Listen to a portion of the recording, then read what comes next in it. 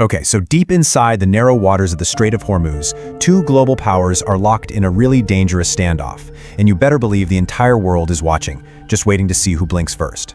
Today, we're going to break down this high-stakes US-Iran conflict. You know, for weeks there's been this uneasy quiet over the Persian Gulf. It's kind of tense.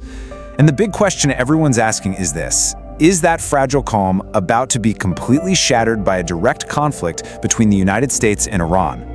And look, this isn't just about warships and some tough talk. No way. This is a standoff that could literally choke off a huge portion of the world's energy supply.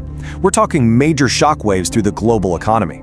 So let's get into it and break down exactly how we got to this tipping point. All right, first things first. To really get a handle on this standoff, you have to start with the map. Because pretty much this entire conflict, it all hinges on one incredibly strategic choke point. So, this is the Strait of Hormuz. And really, you gotta think of it less like a simple waterway and more like a superhighway for the world's oil. A truly staggering amount of global energy sails right through this narrow passage. That's what makes its security so vital for all of us. And right now, it is the absolute epicenter of this whole conflict.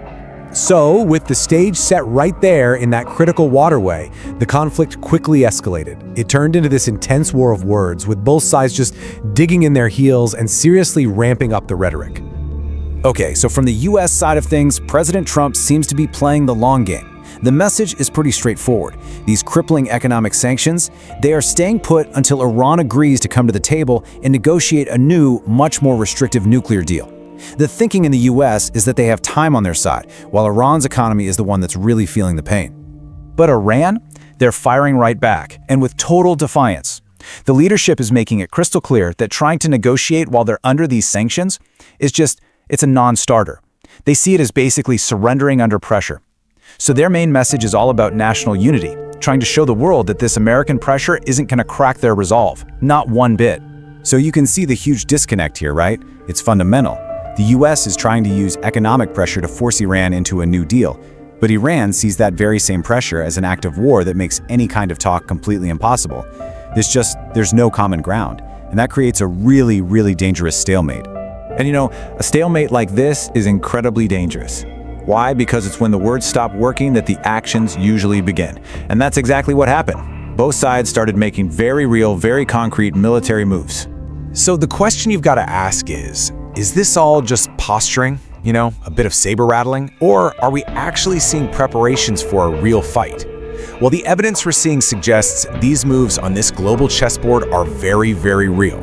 And this is where things get truly alarming. A leaked report, now it's allegedly, but it supposedly shows a specific three-step US military plan. Step 1, target and neutralize Iran's small, fast gunboats. Step 2, take out their ability to lay mines in the water. And then Step 3, conduct targeted airstrikes. See, this isn't some vague threat. This is a detailed playbook, and it seems designed to just completely cripple Iran's ability to control the strait. And listen, this isn't just about contingency plans on some shelf somewhere.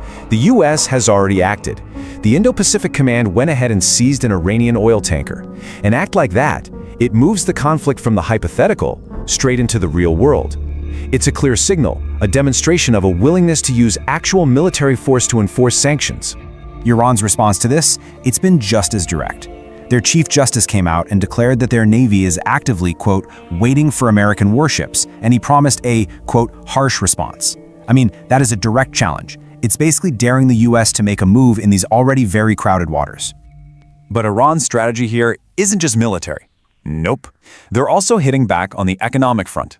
They've started imposing new transit fees on all ships passing through the strait. Now, by doing this, they're not only asserting their control over the waterway, but they're also creating a brand new revenue stream to try and offset those sanctions. It's a really clear signal that this is a multi-front conflict. So, this standoff, it's not happening in some isolated bubble. Not at all. The tension in this one narrow waterway, it's already sending massive shockwaves through the entire global economy. Okay, so what's the most immediate impact? Well, it's the price you and I pay for energy. Just the fear of a conflict that could disrupt the oil supply, that alone has sent Brent crude, which is a key global benchmark, surging up to $105 a barrel. And that cost? Yeah, that eventually gets passed down to all of us. And of course, that anxiety is bleeding right into the financial markets. Take the Pakistan Stock Exchange, a really key regional market. It plunged over 2,000 points. That is a huge drop, and it's a clear sign of just how nervous investors in the region are about the prospect of this getting worse.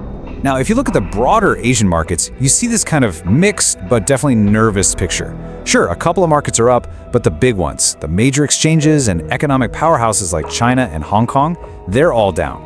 It's a perfect example of how instability in just one corner of the world can create major jitters thousands and thousands of miles away. And because the economic stakes are so incredibly high, you've got international powers just scrambling to de-escalate this thing. European nations, especially the UK and France, are holding emergency meetings. They are desperately trying to find some kind of diplomatic path forward, anything to keep the Strait of Hormuz open and prevent a full-blown crisis. Now, to really grasp the full danger here, we need to zoom out for a second. Because like we said, this standoff isn't happening in isolation. It's taking place in a region that is, frankly, already a tinderbox, just waiting for a spark. I mean, just to give you an idea, at this very moment, there's a fragile ceasefire between Israel and Lebanon that's being tested. And these are two powers with really deep ties to the US and Iran, respectively. At the exact same time, Pakistan is in the middle of a major military operation. The entire region is just on edge. So what does all this show us? It shows a landscape just littered with dry tinder. All these little conflicts. And the US-Iran standoff, that's the biggest, most immediate spark. It's the one that threatens to ignite all these other simmering tensions and turn them into a much larger and potentially uncontrollable regional fire. So here's where we are. We're left with a diplomatic stalemate. We've got militaries on high alert, and we have a global economy that's basically just holding its breath. The problem is, both sides feel they absolutely cannot afford to back down. So the real question now isn't just what happens next, but is there anyone who can stop what seems to be coming?